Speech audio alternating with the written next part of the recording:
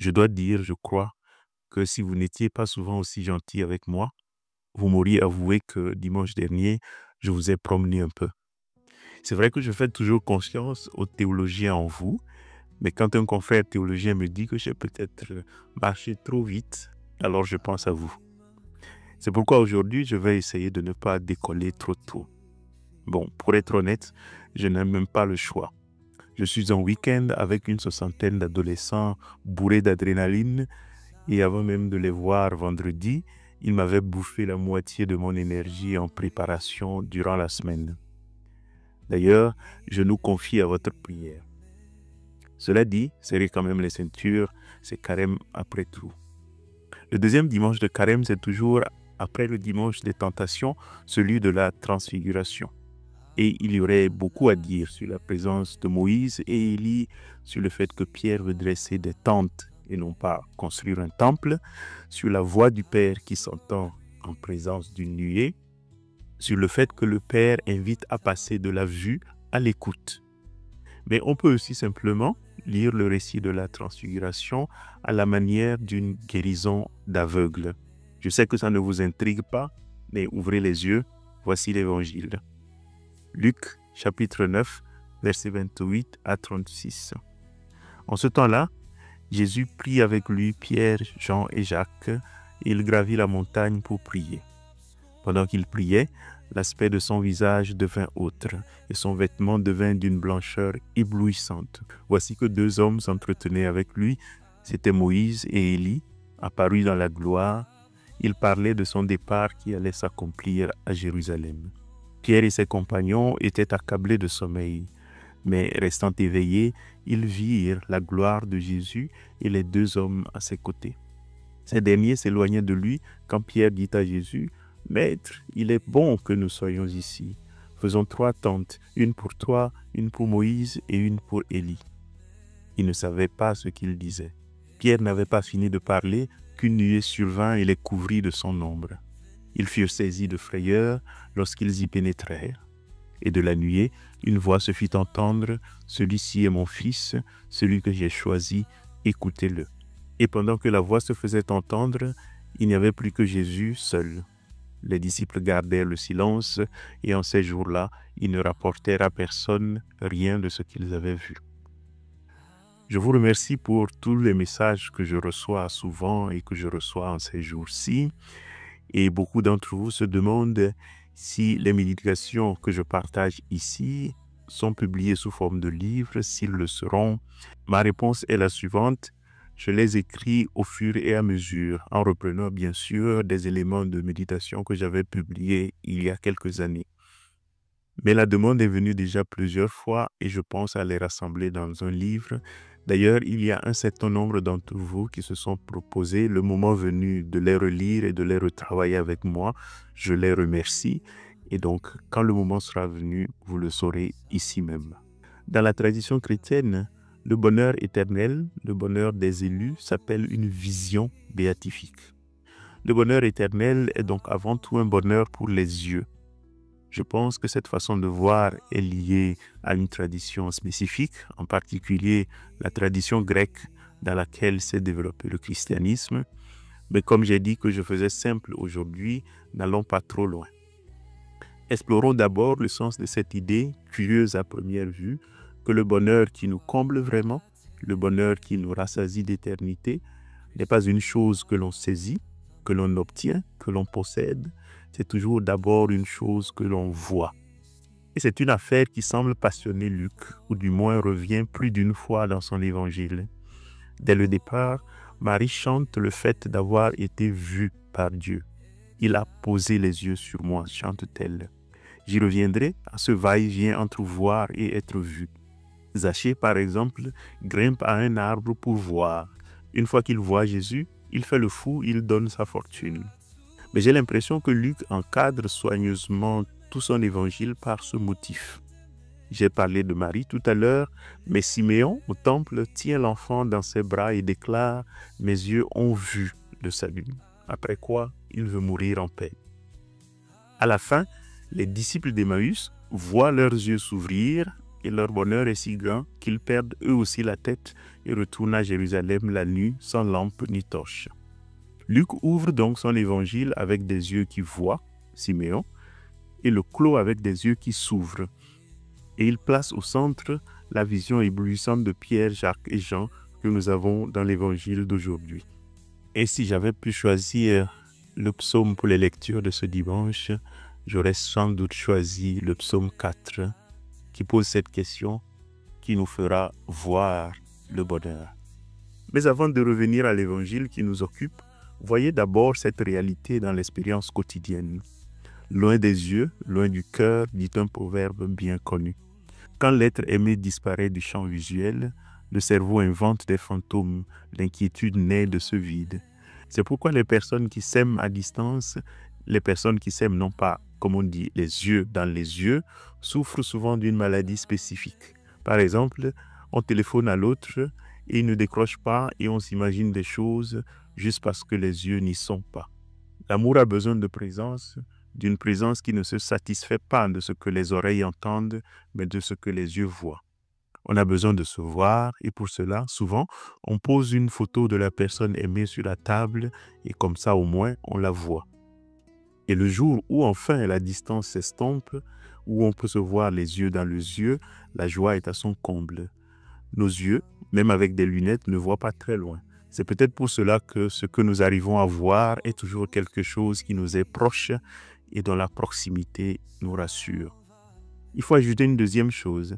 Il y a quelques dimanches, j'étais en visite chez un de mes confrères que je salue au passage et dans sa prédication, je l'ai entendu raconter l'histoire suivante. Un couple, installé depuis longtemps dans un quartier, venait d'avoir de nouveaux voisins. Quand elle faisait la lessive, la nouvelle voisine étalait le linge sur la terrasse en face. La femme allait chaque fois à la fenêtre et appelant son mari, elle lui faisait remarquer combien le linge de sa nouvelle voisine était sale et mal lavé. « Regarde Benjamin, la voisine a encore étalé sa lessive, mais regarde comment le linge est sale, c'est dégueulasse. » Comme ça commençait à se répéter, le mari était un peu gêné et un peu peiné. Un jour, sa femme étant occupée ailleurs, le mari a dû faire le ménage et le mari a pris bien soin de bien nettoyer la fenêtre qui engendrait le commérage. Quand la femme revint et que sa voisine avait de nouveau étalé le linge, elle appela son mari et lui dit « Ah Benjamin, viens voir, on dirait que la voisine a appris enfin à laver son linge. » Le mari sourit et ne dit rien.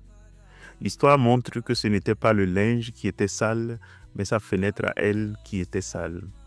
Mais l'histoire montre aussi que souvent, entre la réalité et nous, il y a comme une fenêtre sale qui a besoin d'être nettoyée ou comme un voile qui a besoin d'être déchiré pour nous permettre d'entrer dans ce bonheur qui consiste à voir les choses telles qu'elles sont. Je pense que c'est ce que les chrétiens veulent dire quand ils affirment que leur religion est une révélation. Révélation veut dire, dans une certaine mesure, enlever le voile pour voir ce qu'il y a derrière. Dieu a créé le monde, mais le péché a engendré toutes sortes de taches sur la fenêtre qui fait que nous ne voyons plus très bien. Un de mes écrivains favoris, G.K. Chesterton, a cette phrase que je ne me lasse pas de citer dans un livre que je viens de finir de traduire et que je ne publie toujours pas encore. Je cite « Si ça se trouve, nous n'avons jamais quitté le paradis. Et si nous ne le voyons pas, c'est la faute à nos yeux. » Fin de citation. Autrement dit, nous maudissons le linge taché, ignorant que c'est notre vitre qui est souillée. La foi chrétienne ose ce renversement. Notre bonheur n'est peut-être pas caché, mais simplement voilé par notre incapacité à voir. La révélation devient un soin des yeux et la transfiguration, cette affaire où Pierre, Jacques et Jean voient soudain, est peut-être aussi une affaire de guérison d'aveugles. Mais pour cela, pour le voir justement, il faut tenir le texte, pour ainsi dire, la tête en bas, le renverser. Tous les évangélistes qui nous rapportent l'affaire disent que c'est Jésus qui a été transformé devant les disciples, comme s'il avait changé un court instant avant de redevenir lui-même, comme s'il était passé d'un état à un autre par une sorte de métamorphose. Mais on peut aussi demander, et si c'était l'inverse ? Et si ce n'était pas Jésus qui a changé, mais les apôtres qui ont été guéris un court instant de leur aveuglement? Ce jour-là, sur la montagne, Pierre ne voit peut-être pas un autre Jésus, un Jésus transfiguré, un Jésus différent. Peut-être il voit seulement enfin Jésus. La lumière ne vient pas des vêtements, elle jaillit de ses propres yeux décrassés. Moïse et Élie ne surgissent pas du néant, ils étaient déjà là, toujours déjà là, mais invisibles. Ce n'est pas le maître qui rayonne soudain, c'est Pierre qui cesse d'être aveugle. Jésus n'a pas revêtu une gloire empruntée. Les disciples, un instant, ont juste perdu leur myopie spirituelle.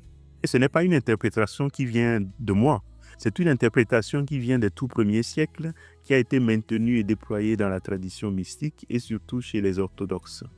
Mais j'ai trouvé chez les latins récemment une citation de saint Ambroise de Milan au IVe siècle, celui dont la prédication fut à l'origine de la conversion de saint Augustin.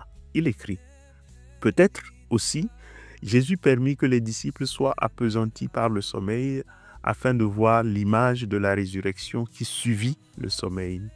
Ils virent donc le Seigneur dans sa gloire lorsqu'ils se furent réveillés, car ce n'est qu'à cette condition qu'on peut voir la gloire du Christ.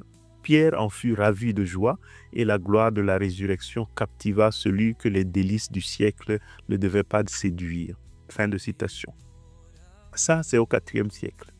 Voir et être heureux, ce n'est pas voir une autre réalité, c'est voir la réalité autrement. C'est sortir du sommeil, dit saint Ambroise. Mais il y a un philosophe catholique français, plus proche de nous dans le temps, qui l'a dit de nos jours à sa façon. La révélation, dit Jean-Luc Marion, c'est lorsque l'invu devient visible. Comme l'inconnu, qui est non pas quelque chose d'inconnaissable, mais quelque chose que simplement l'on ne connaît pas encore, l'invu, ce n'est pas ce qui est invisible, mais ce qu'on n'a pas encore vu et qui est pourtant là. Quand cet invu devient visible, on peut dire qu'il y a une révélation qui se produit. Dieu, notre bonheur, n'est pas invisible, il est seulement invu, présent mais non perçu. Quand nous sommes surpris agréablement par quelque chose dans le monde, ça ne veut pas dire que Dieu a modifié le monde. La surprise qui rend heureux ne vient pas du changement dans les choses, mais du changement dans le regard que nous portons sur elles. C'est peut-être cela qui est rendu possible à Pierre et aux autres sur la montagne de la Transfiguration. Ce qui était toujours sous ses yeux et qui était invu, lui est devenu soudain visible. Pour la première fois, je crois, il voit vraiment Jésus. Il le voit comme on le verrait sans filtre. Pierre, depuis des mois, marche avec Jésus. Il connaît le rythme de ses pas, le son de sa voix, les plis de son manteau. Il a vu ses mains guérir, ses yeux croiser ceux des exclus, sa silhouette se pencher sur les enfants. Mais ce jour-là, sur la montagne, quelque chose change. Comme si quelqu'un avait lavé les fenêtres devant les yeux de Pierre pour qu'il voie, pour un instant, juste un court instant, ce qu'il voit tous les jours sans vraiment le voir. Dire que le bonheur passe par les yeux signifie peut-être exactement cela. Ce que je cherche toute ma vie, ce que je désire pour être heureux et que je crois loin quelque part et que je poursuis, est peut-être tout près de moi. Mon seul malheur est de ne pas le voir. Et si tel est le cas, ce dont j'aurais besoin, c'est que quelqu'un m'ouvre les yeux, me nettoie les fenêtres, m'offre la grâce de voir enfin afin d'être rassasié et de ne plus courir à en perdre le souffle. Et c'est là l'œuvre de la grâce. Elle agit comme le mari dans l'histoire de tout à l'heure. Elle ne blanchit pas le linge, elle nettoie la vitre. Et vous aurez remarqué la chose. Oui, vous avez vu, aujourd'hui Pierre est un homme heureux. Tellement heureux qu'il parle comme quelqu'un qui a bu un verre de trop. Fouillez les évangiles et vous verrez que ça lui arrive très peu souvent. C'est pour cela qu'il convient de s'y arrêter et de célébrer ça avec lui. Le plus souvent dans les évangiles, il est en mauvaise posture. Il dit un mot de travers, il fait un pas qu'il enfonce et se fait tancer ou rattraper par Jésus. Mais si vous y regardez de près, Luc est l'évangile le plus tendre et le plus doux avec Pierre. Et aujourd'hui, il nous confie, comme un aparté, que Pierre parle, mais en fait, il ne savait pas que dire. J'en conclus, il parle comme quelqu'un qui est dépassé par le bonheur. Ses yeux brûlent de lumière, les joues chaudes, ses mots déraillent. Il vient de voir ce qui n'est pas permis, un visage devenu soleil, des morts vivants, son cœur est en paix, il ne veut plus descendre. Et lui, le pécheur, le parleur né, se retrouve à bredouiller des bêtises. Planter des tentes, mais au compte, il s'oublie. Il en veut pour tout le monde, sauf lui. À partir d'ici, il y aurait beaucoup de choses à dire. Primo, le bonheur qui naît du fait de voir vient de la surprise que ça provoque. On se croyait en terrain conquis, on croyait qu'on maîtrise et on est littéralement ravi, arraché à soi-même. L'inconnu vient bousculer les frontières du connu, l'invu vient déranger les logiques du visible et notre monde est chamboulé. Et le plus curieux, c'est que ça nous rend heureux. Les amoureux savent ce genre de truc. L'autre débarque dans votre vie, il la retourne de fond en comble et au lieu de vous en plaindre, vous semblez le supplier tous les matins de ne surtout pas s'arrêter. Premier élément donc, la surprise. Secondo, voir est lié au bonheur parce que le bonheur est lié à la beauté. Il est bon, il est beau que nous soyons ici, dit Pierre. Et ce qu'il déclare là est une expérience universelle. Devant une véritable beauté qui nous saisit, qui n'a jamais ressenti cette envie de s'installer, de dresser des tentes, de rester là à regarder, de ne plus partir? Tertio, pour cette raison même, toute la discipline des sacrements de l'Église est comme un entraînement à ouvrir les yeux, à apprendre à voir. On vous montre le pain à la messe et la question derrière me semble toujours la suivante. Est-ce que tu fais partie de ceux qui voient vraiment ce qu'il y a derrière ce pain? Ou bien fais-tu partie de ceux qui n'y voient rien? Est-ce que tu arrives à voir au-delà du pain dans l'Eucharistie, au-delà de tes péchés dans la confession, au-delà de l'eau du baptême dans le sacrement du baptême, au-delà de cet amour humain si fragile dans le sacrement du mariage? Vois-tu? Et ça vient toujours avec la promesse. Si tu vois, alors tu seras heureux. Vois-tu au-delà de ce prochain qui est un imbécile, un enfant de Dieu, un frère ou une sœur? Ce genre de questions, on pourrait les multiplier à l'infini. Elles sont intimement au cœur de ce que nous appelons le christianisme, surtout dans sa pratique sacramentelle. Quarto, cette capacité à voir exige de nous de prendre soin de nos yeux. Nos yeux sont aujourd'hui réclamés par trop d'images, mais ce n'est pas là le problème. Le problème commence quand ces images nous interdisent de regarder au-delà. Beaucoup d'images qui nous entourent de nos jours fabriquent trop d'apparence. À s'en tenir à la publicité seule, par exemple, les gens qui conduisent une BMW ne pleurent jamais. Les influenceurs sont dans de faux avions, boivent un mauvais champagne, mais ils font rêver. Ces images finiront peut-être même par tuer la surprise, car il y en a tellement qu'à la fin, un jour, nous aurons tout vu. Ou par remplacer la réalité. Le fait de se prendre en photo devant la tour Eiffel et de poster ça sur son profil est déjà devenu plus intéressant que le fait de passer des vacances à Paris.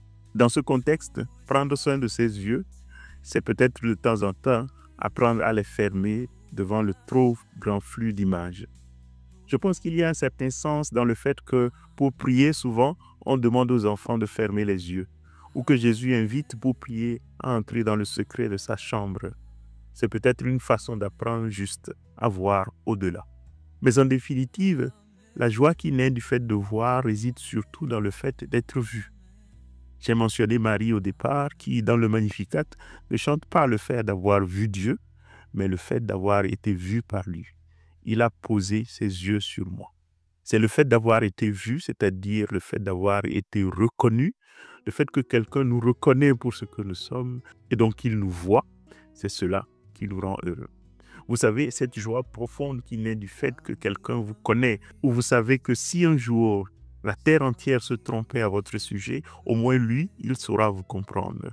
Autrement dit, le bonheur de la vision béatifique n'est pas seulement dans le fait de voir Dieu et d'en être heureux, mais dans le fait que les regards se croisent et que dans ces regards croisés, quelque chose d'indicible se passe. Pierre est heureux aujourd'hui, mais ce n'est que le miracle du milieu, comme on l'a souvent nommé. Jésus révèle sa gloire avant la croix, il montre sa divinité en son humanité non encore glorifiée, il anticipe la joie de l'éternité, tandis qu'il traverse encore l'incertitude du temps, il soulève le voile du présent pour laisser deviner la clarté de l'avenir. Mais les fenêtres de Pierre vont se salir à nouveau.